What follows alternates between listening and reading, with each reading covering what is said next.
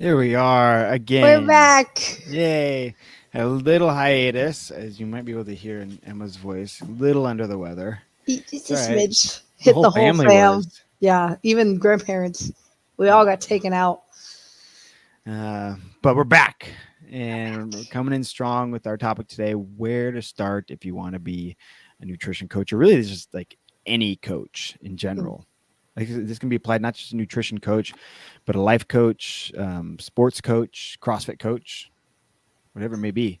Um, but I kind of get the little intro as usual. So again, we're Grit Daily Dose with E Squared. We try to be a one-stop shop for science and experience-based knowledge on supplements, exercise, nutrition, lifestyle. Really, just to try to bring you guys an honest education to help you along your journey towards whatever goals you may have.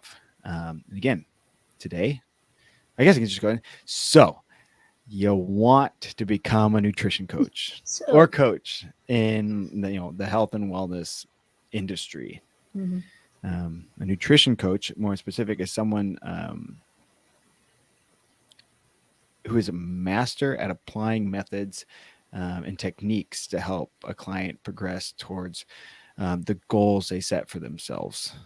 I really liked that description that I found. I don't remember where I found that, but I've held on to that. And this is what I really wanted to lead with because that is huge. Being able to apply and help someone with the techniques that you help someone design the goals and help them see the answers for themselves, not just giving them the answers. Um, Because I think too, we could add in there like a lot of people that I hop on intake calls with and stuff. Like one of the first things I say is, my goal is for you not to need me at a certain yeah. point. Like I want you to walk away with this from this with practical mindset and tools and just like a general confidence that like, oh yeah, like I can handle not having a nutrition coach tell me what to eat all the time or what habits to build, or Mhm. because I've helped them be way more proficient and like in being in evaluating how they feel, being mindful, um, and then just kind of building from there. But that's usually the thing that I say, like, I want to help you guys progress, but then eventually I don't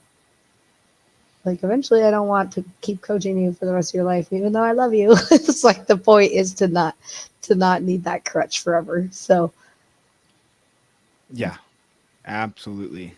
I think I said that in one of my last newsletters I sent out. Um, yeah, about passing down like the habits and the knowledge mm, so that ultimately you don't need us, that you're able to carry it on by yourselves. yeah. So, where to start? Number one, if you want to become a nutrition coach or really, yeah, again, health and wellness coach, you got to have passion and drive for this. Um, Lots of passion. yeah. Sometimes it's Yeah. the only thing keeping us going. Because you may have like one client, but you got to, that can be really demotivating when Mm, you put out a lot of material, you try to show, do your marketing, do your post on Instagram or whatever social media, and then you talk to a bunch of people, and then all of a sudden you may get one client out of talking to 20 people. And that's not always your fault. Like yeah. you may not be like necessarily like may not be the fact that you're not selling yourself well enough. It's just a lot of the times people want something, but they don't want it enough. They see the price Well, tag and they're like, yeah, they're like, oh, it's not free. oh, Oh, yeah. like that's when I don't know, like the price tag on a lot of things. It's if there's a lot of salespeople that are like, no matter how much it costs, you should be able to sell it. And sometimes people, but the caveat to that is don't sell to people who are not in the market for what you're selling. Mm-hmm. And sometimes with nutrition, especially, it's really hard to tell if people are in the market or not fully. They might be interested, Right. but they're not, it's kind of like when you window shop. Mhm. You're looking at all the windows, but that doesn't necessarily mean you're going to be walking into the stores and, Yeah. looking and then committing and buying something. And so when people, um, fill out my intake sheets and stuff like that, like that's, we can go more into detail on that part later, but that's where I really get a sense of like, do they actually want this or not? And then even then sometimes I feel like I do a good job of like fishing those out, and then even then I hop on a call and I'm like, okay, so it's gonna be this and this and for this many weeks or whatever, and they're like, oh, usually it's well, I gotta talk to my husband or my wife, and that's what I know. I'm like, oh, yeah, they're not committed to this It's as yeah. much as It's a likelihood you're not going to get them back. no. And Um, so but every now and then I but do get those ones. So you're like, yeah, they're like, yeah, okay, you're kind cool. I of just need to surprised. clear You're it with like, the oh boss or yeah, whatever. yeah. Yeah. So, but I do think like when you hit walls like that, it's just having the passion and the want to keep helping people, whether they want your Hmm. help or not, or um, and then the drive. I was like, you just can't do this job. It's because sometimes it's thankless, you know. Hmm. So, um, Don't be, if you're someone who wants to get nutrition coaching, don't be I don't know the word, I guess, like, don't be led on by what you see on social media of like, I'm a coach and I'm making 10 grand a month. I'm making $15,000 to $20,000 a month. I'm like, those are the people who are creating cookie cutter programs that are going on and and they've just, got like a or huge they're just team. copy and pasting. Yeah. The Mm, biggest ones is called Next Level Coaching. I'll I've heard expose of them right them. now. Name drop. Well, I was hearing things like you got to pay out like eight, nine, up to $13,000 for for their services to get you started as a coach. It sounds like a And then scam you're to trying, me. oh, it's one of, yeah. So the reality is, being a nutrition coach or a coach in general, training, programming, it is a grind. Yeah. And you just got to keep pushing forward. It will pay off and it will spread. Like myself, uh, I really dove, we can get into this, but just later another time. But like having the passion and the drive to just keep holding on, I really pushed open my business um, in January. Mm, And then I got started with Grit in their nutrition program that has spread to one, two, three, four other gyms mm. who I'm either helping them getting started with their own nutrition program, or I have interest of people who want to work with me because that gym doesn't have a nutrition program. Yeah. I I wanted to dive in or just touch on like when you are passionate and you have just more the passionate side of things, like I feel like passion and can require a lot of compassion too in this in Mm, this realm of like yes. when people come to you and they're in need and ready to of your services and then ready to pay for your services, like they are so in need that the money is not even an object in this realm. They're in a really sensitive and vulnerable place. And Yeah. so you can have a lot of passion and you can have a lot of drive, but don't forget like our job requires a lot of compassion and understanding and patience and just giving people lots of, I just feel like for me, I had to get to a point where I felt like confident enough to be all of those things for people before I really wanted to dive in. And some of it was like working on myself. Like, what areas am I falling short? Am I not patient or understanding enough or whatever?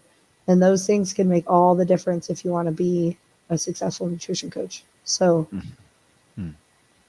I guess when we say passion and drive, that's going to be the thing that gets things off the ground. But don't Yeah. forget the other things that keep it afloat.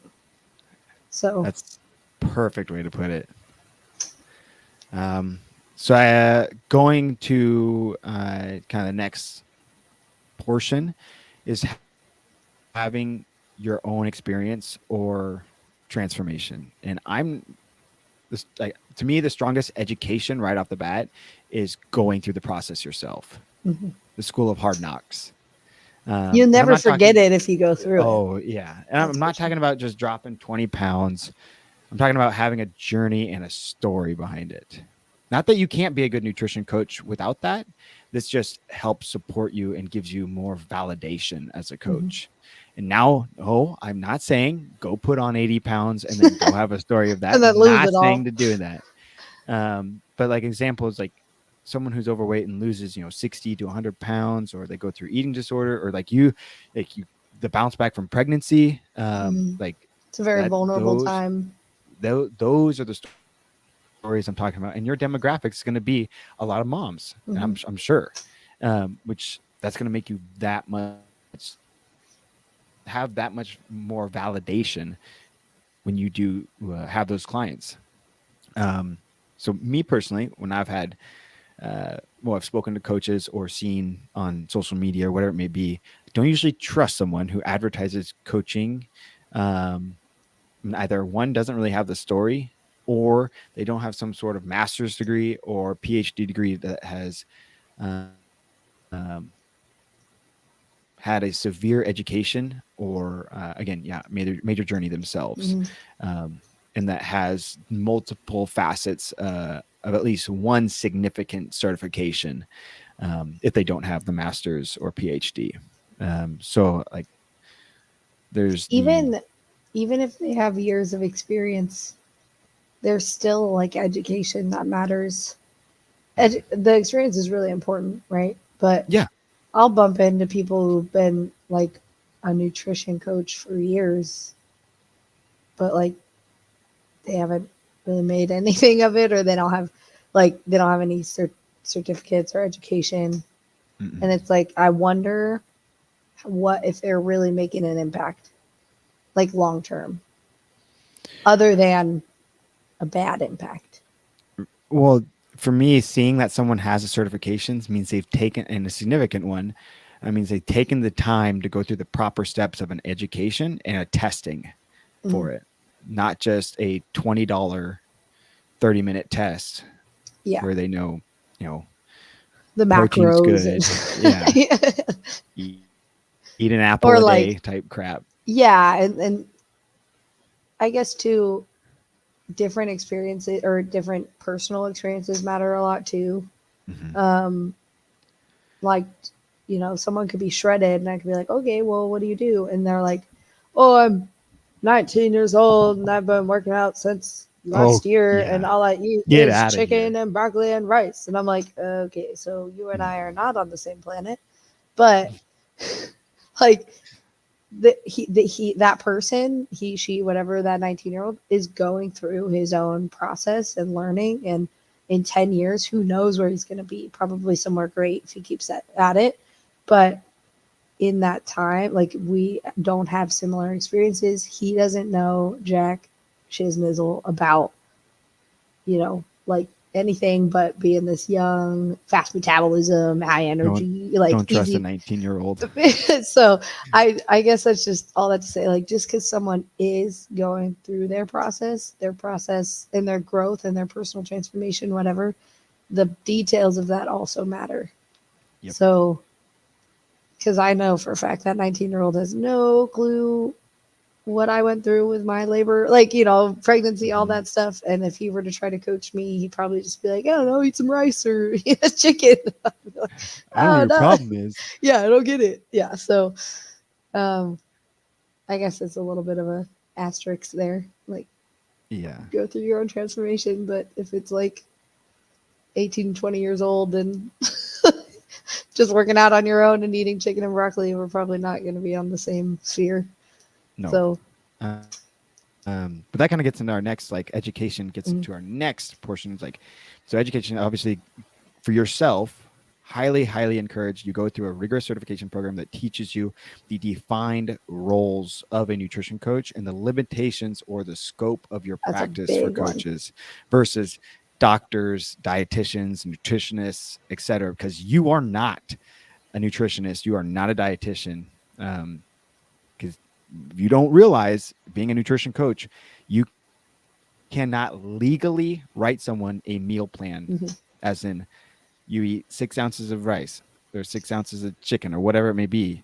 You cannot write that for them. Mm-hmm. You can write, here's the kicker, you can write suggestions, but you cannot write a defined program for them, because that is technically out of your scope of practice.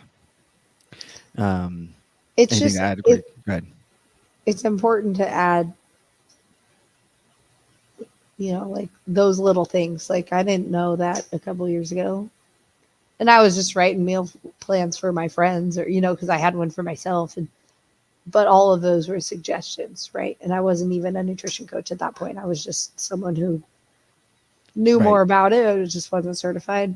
Um, and at no point, did anything bad come of it, but God forbid that, you're practicing outside of your scope. And also, if you are going to be a nutrition coach, make sure that you are very aware of your client's history and things like that, because I make it very clear through my intake process that I do not work with people who've had a history of severe eating disorders, because I don't feel comfortable with that. Like, I don't want to be the reason that someone slips back into it. I think it's outside of my scope. I don't think people who have had severe eating disorders should be working with nutritionists until they are very far outside of that, not Yep. ever, right? Like eventually I think someone can heal enough to work with someone who's not, a hardcore dietitian or doctor, but it's still like, you don't want to risk anything, like that. So be very educated on what scope you have. So You can and cannot do. mhm. I thought I had another thought for a second and I forgot. Well, maybe I'll come back. I'll come back. Yeah. But through this program that you do find, you want to find something that uses that uses an evidence-based nutrition science program that is like peer reviewed by multiple experts in the industry. So that make sure they go through, energy and metabolism, macros, micros, hydration, nutrient timing, supplements right off the bat, and then as well. Periodization is an Yep. important one too.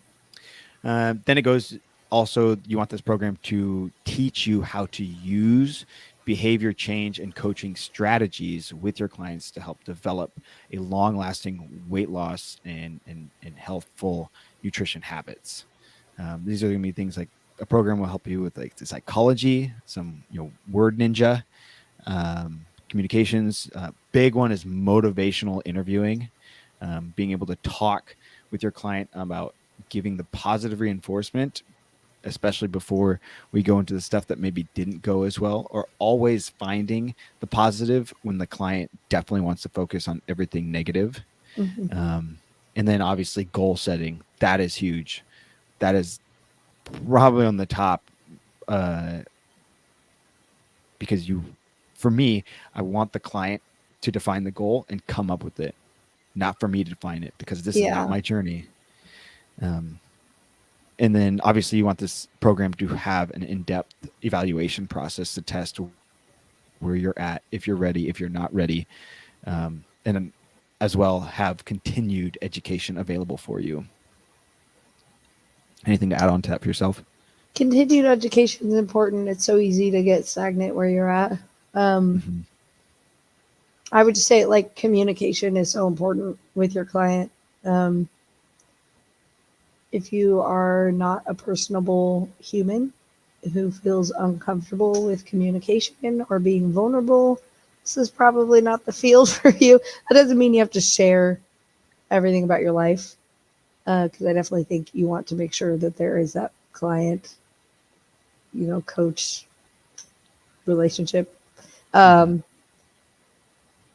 But people want to know that they're not alone in how they feel, or things like that. So being able to communicate that, you're proud of them, or, things like that. And just being like kind of aware, like you can read the room a little bit, you know. Mhm. Sometimes people just want to call you and complain to you about how hard their week was. And maybe you offer them positive reinforcement, like EJ said, or maybe you just go, yeah, it sucks. Let me know if I can be supportive to you. Yep. Right? Like that, certain people are going to require different things. So being able to like read the room and be Yep. aware of what clients need. Sometimes you're not going to Absolutely. hit it on the mark, but and then the biggest thing I would say is be okay with saying I don't know. Ooh, that's good.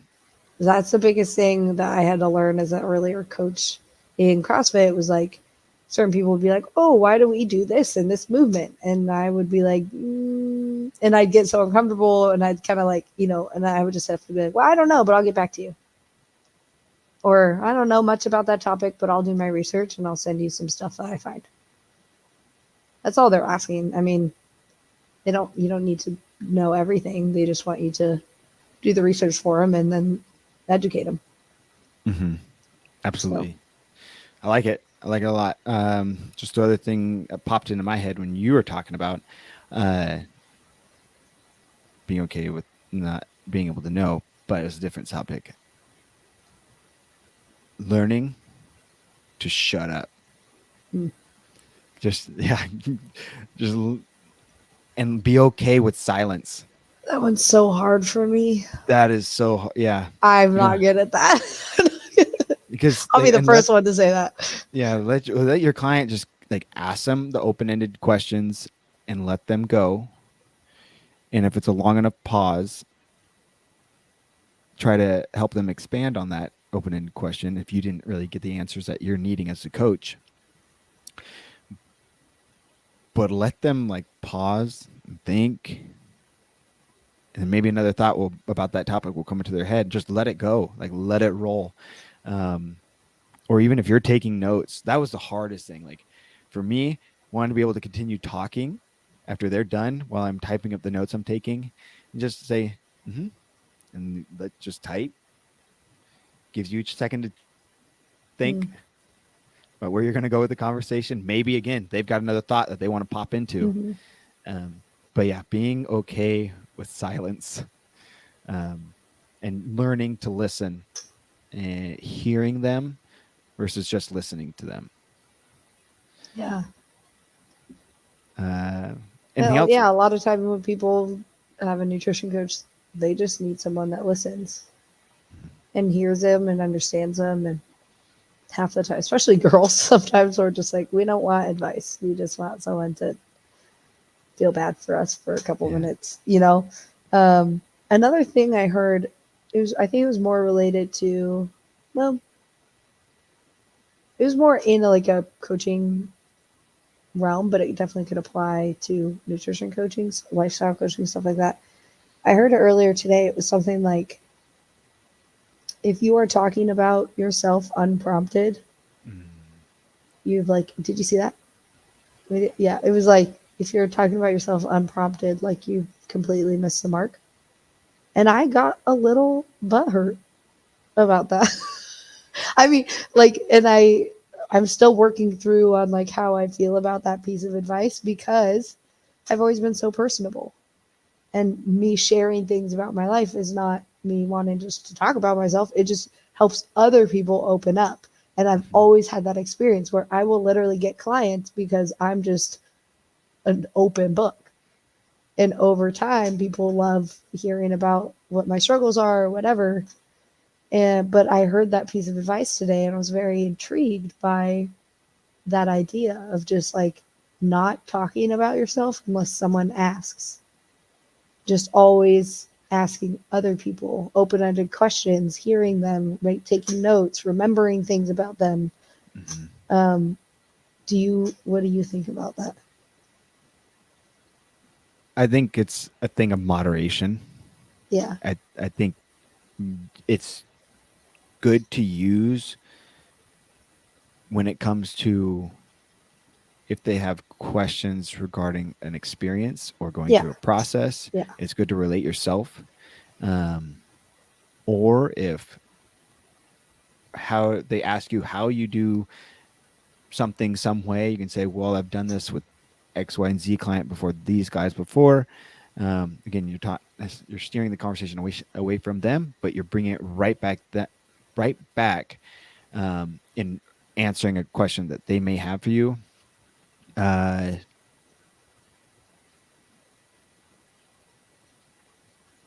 Or it's if they're going through a struggle, being able to relate on how they feel. You could say, I've been there. I understand what you're going through.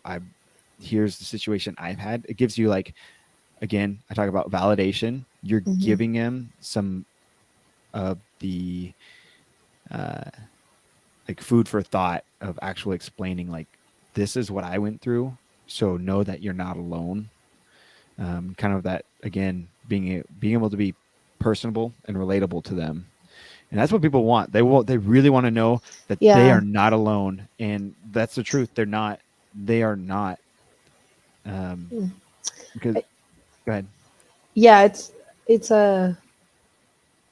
I'm just such a people person. That's a challenge I just want to, like, I mean, people all be like, okay, guys, this is the warm up, da da da. And they're like starting to kind of warm up and do my things. And I just start telling them about my day the day before. And that's how, like, I relate with people. You know, if someone else was talking, I would just sit back and listen, you know, but most of the time they're all focusing on their movement, or as they should, right? So I'm just kind of providing the mid warm up entertainment, or, you know, we're all waiting for class. I just start cracking jokes. That's just like personality. Yeah. So I think with tips like that, as a coach myself, hearing advice like that from other coaches, I think it's important to not take advice like that with a grain of salt, right? Because at first I was like, like, I have to completely change my whole personality and how I coach because I won't get as many clients. Like, no. But I do think there's validity to what that guy says and his story, right? And his experience. So I guess that might be another thing to add. Like, there's a lot of noise in the nutrition realm, especially. So knowing, like, who you are and what you stand behind and being unapologetic about it in terms of, like, this is what I believe, this is my passion, you know, like, this is what I stand for. Always be open to being wrong, especially when it comes to science. And, like, because it's always changing, you just never know. But with certain morals and or beliefs or whatever, it's important to really know where you stand. Right. So Absolutely. Yeah. I think that more and less what they're kind of trying to talk about is not having, 80% of the conversation being focused on you and your experiences, and trying to answer and, give them, it'll work for you because it worked for me and I did this, and, oh, I've been there and this and that. And it's like, it should be 80-20 the other way. yeah. No, and that's the thing with nutrition calls too. Like, something's really wrong if the call is more about you than the client. But if you're coaching classes or whatever, that's a little different. So, but yeah, if I'm calling my nutrition client, asking them how the week's been, definitely not adding many personal, tidbits on my part unless they ask. So anything else to this one, or move on? let's move on. All right. So once you've had your education and hopefully you've had your own story, if you haven't ever worked underneath a coach, or I think it's good for both, working underneath the coach and alongside a coach, to shadow or experience the coach yourself. So either hire a coach or ask a local coach or coach if you can shadow them, and go through several weeks of coaching, working on your own goals, especially if you're going to hire them, and see that as an investment. I would highly suggest hiring a coach so you can experience from the client side if you haven't before. And then I think if you're going to shadow a coach, again, or hire one, asking a local one to get coaching underneath them, because it's best you can get face-to-face experience. And if you're shadowing them, you can possibly sit in on consults that they give. kind of like, you know, local coaches will like that, saying, "Hey, I'm willing to pay you to let me shadow underneath you," or if they're letting you do that for free, holy cow, that's an amazing individual, because you're invading their space and their time. Mm-hmm. This is super, super valuable. So you can learn how the lessons that they've learned and lessons you've learned that are from the texts and the certification courses that you've gone through and how they're applied into the field, the real world.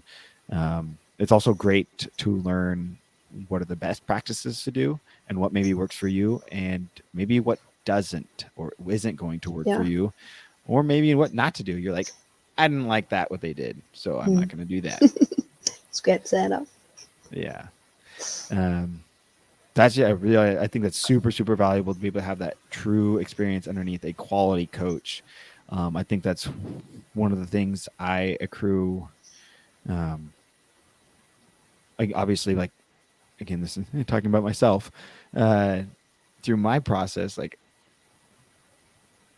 yes, okay, I had my journey, but I hired one of the best coaches that I could think of out there, and money was no object. Like, I didn't care about the price. He was super, super flexible in payments. I told him what I wanted out of this experience. I wanted to know what it was like as a client, and I want to know his thought process when he goes and coaching a client. And that paid off dividends. And then same with CrossFit. Like CrossFit coaching, I had phenomenal coaches to shadow underneath, and the initial coaches that taught me a lot about how to approach coaching in the CrossFit realm. And I think having the understudy or hiring experiencing as a client is super, super valuable. Mm. What else you got on that? I think that if you want to be a coach and you've never been a client, there's something missing. Red flag. Big red flag. Part of the reason I want to be a coach is because I've been a client and haven't gotten what I wanted out of those experiences. So, not to blame the coaches, but I think I think like a lot of nutrition coaches can just take clients because they're there. And I don't do that. So, sure, do I lose out on money? Yep, quite a bit actually. But it's because I don't want to be just another coach that has failed another client, because that is so rampant in this industry.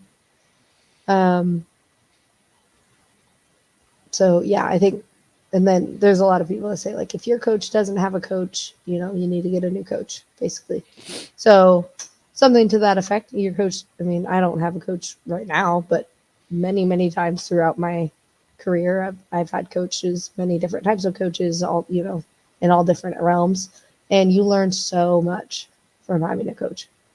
And then the biggest thing is you also understand the investment that your clients are making. So you gotta laugh. I gotta laugh. I don't. From what? One of my faces, probably. Just like this one goes, show. Keep up the group. Keep Hey, up the thank great work, you. Fee. Who's the Facebook user? I feel like there should be a name. I don't there. know. It's like it should be, but it just says fake Facebook user. Doesn't give me details. It's weird. Hi, keep up the group. That's weird. I don't know.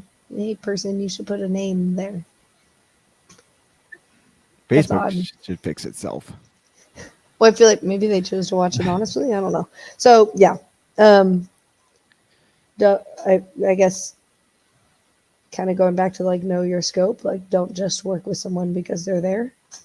Like, really make sure you can serve them to the best of your ability, and then make sure you have a coach that like you respect, and or coach or a mentor or whatever that you respect and that you can refer to, and and you believe in their process and stuff like that. So EJ is a great resource.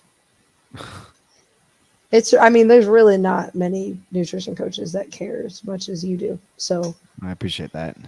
Well, I was Takes like, a while. I wanted to like go on that. You made a comment, and I was like, oh, that's triggering for me. In a good way, Well, just what's it? because you said like find a coach that, uh, well, just yeah, again, essentially not just taking clients because they're available. Yeah. Um, and you want to make sure that I think you said something about you want to make sure that you're available, like you can serve them in the proper ways. And oh, that irks me. Like in a good way. It's Hmm. to me, if you're just taking a client because you see the dollar signs and you're gonna essentially half-ass a program, I don't even care if you're gonna fully commit to the program with them. But if you're outside the scope of your knowledge Mm-hmm. and actually the truth of being able to help them, how dare you? You're good. Because you maybe you're helping yourself. Sure, okay, you're gonna give yourself experience of working someone like that, but that's all you're caring about. Yeah. I saw something that kind of relates to that more in the like CrossFit, or physical coaching area. It was like coaches never get the credit for like the injuries that they cause. So you can like, so say I'm over programming someone up the wazoo, and they're all sorts of problems, and then like later down the line they go to like other gyms or whatever, and they're having all these injuries. No one's ever gonna think back to me and be like, oh, it's because Emma programmed all of these things and I wasn't ready for it, or I had very obvious strength imbalances or mobility issues or whatever, and she was kind of forcing me into these positions or training me too much or whatever. Same kind of thing. It's like rarely do nutrition coaches, the ones that don't have the best in mind or, the best heart towards certain clients, rarely do they ever really get like credit for the problems they cause. Right. They don't. It's, Because people will look at it like you're choosing to take this. Well, I'm also choosing to trust you yeah. throughout this process. And I'm taking what you say. Again, I'm paying you for your services and Mhm. I'm paying you because I trust you. And so I'm going to take whatever you say as that it's viable information. Yeah, I gotta start somewhere. Where else would I start?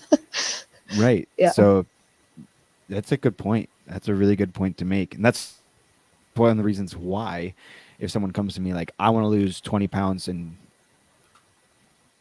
2 months, I'm like, "Ugh, that's pushing it. Yes, we can do it, but they're pushing the limits of what's healthy.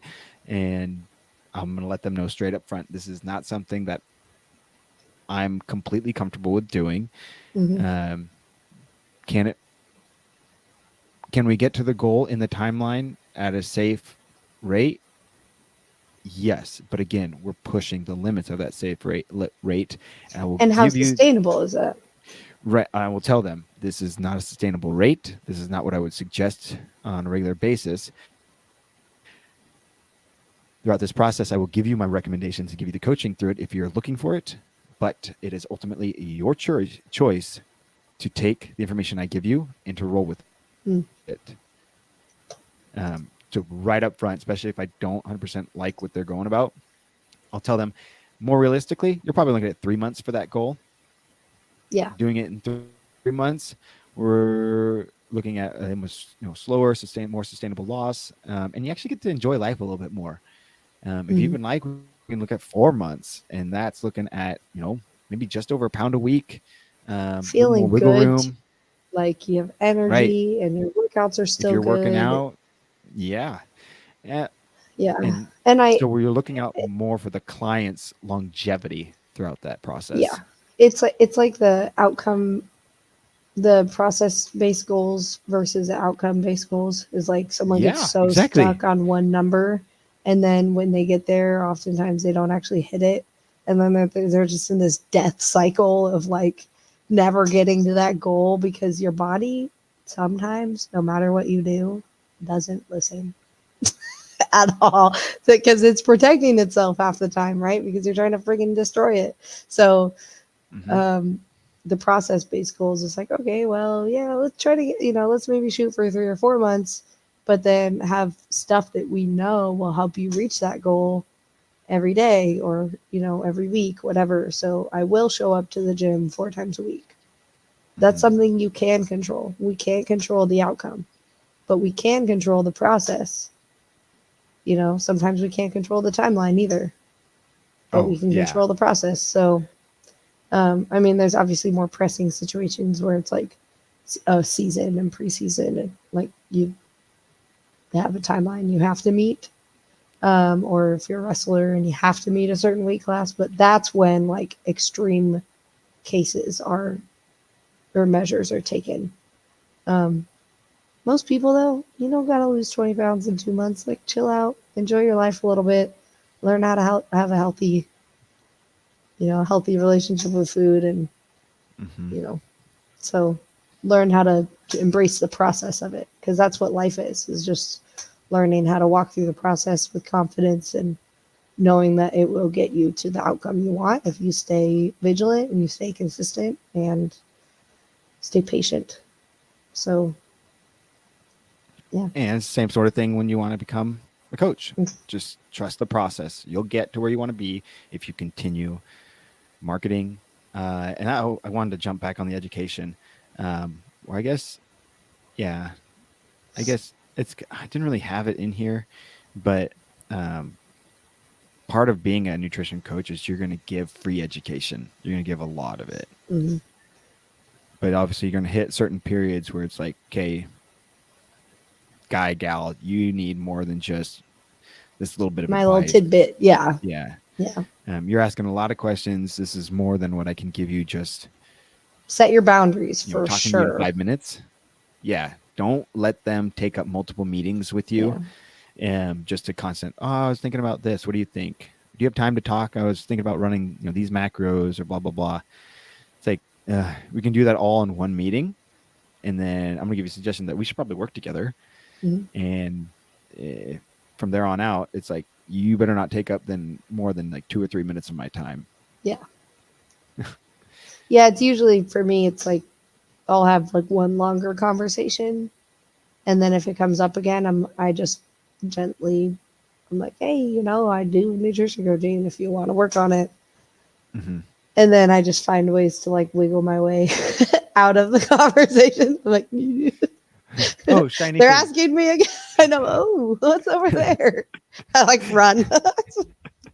Look over there. Okay. All right. Let's get to our last part. This is a long episode. Yeah. Last bit is joining a coaching team or setting up a coaching business. When you're at this step, essentially you're ready to actually get out there. And do you want to, like, you were the one that made the notes on this, so do you want to go for it? I'm passionate about this because this is kind of where I'm at currently. So, um, do you join a coaching team that's already established, a company that's already established, or do you build your own, basically? So, joining a team can be really helpful because there's already a set up process. There's an intake process. There's a funnel of clients. The marketing is usually, obviously, if it's like a successful team, the marketing's there. It's got a following. It's got some sort of outreach that's pulling in a regular influx of clients that are filling out a very already structured intake form and scheduling form. And literally all you have to do is like make a company email and use all of their their platforms, and then boom, bada bing, bada bam, you're in. So Mm-hmm. the nice thing about that too is usually working with a team also comes with like mentors, right? And so obviously I would hope if you're working with a team, then you respect those mentors, you believe in what that team stands for, um, you work well with them, things like that. So that's kind of the benefit of joining a coaching team. And then the other side of it is building your own business. Obviously, if you're an entrepreneur, EJ knows this all too well, takes way more work upfront. And then even in the, like, not at any point, you're not just like not working on it, but a lot of the work and the heftiness of it starts in the beginning. Um, because you got to build everything from the ground up. So marketing Mm-hmm. and referrals and networking, setting up your own client platforms, finding which platform you want to coach your clients through, intake forms, modes of communication, Like there are literally so many little, and then just, yeah, down to like the social media posts that you need to make, like, and then studying and, just like there's literally everything that you could even think about. However, the flexibility is there. You can build your own space and your own company and have more, I guess, specifications or like pickiness, I guess, on like the people you want to work with. And you can completely operate on your own schedule. You can Hmm. operate on your own like beliefs and your passions. So this can be difficult for people to choose, but I do think if you just figure out like what your passions are and what you're driven towards, then you'll either find a team that matches that or create your own kind of business and group that embodies that. Because, like we said before, like don't become a coach that just takes it for the money or whatever. Like definitely go through it with passion and drive and an idea, a vision. So, yeah. Anything to add to that with your experience? Uh,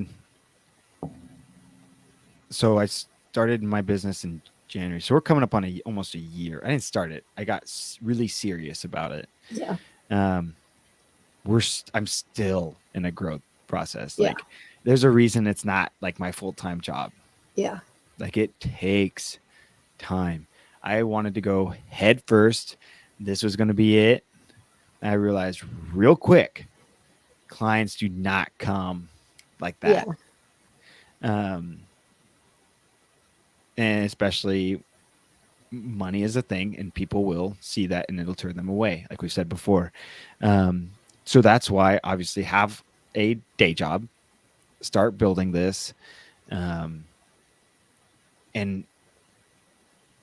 it's a grind. Like I know it's going to be a grind for me, like being full-time Coast Guard, coaching at the gym and doing my nutrition business. I was thinking And about that the other day. I was like, does that man sleep?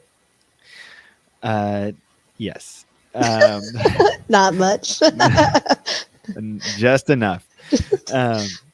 But it's a grind. But ultimately, if you can be successful at both of these, and I want to get to the point where like, and I see us in the next little bit.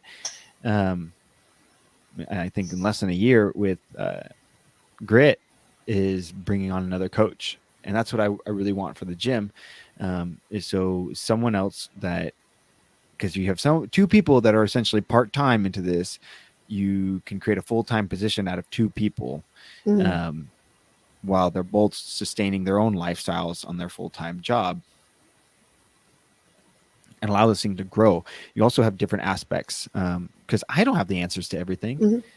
It's good to have someone else that is actually a coach, and you can bounce ideas and problem solve with. Mhm.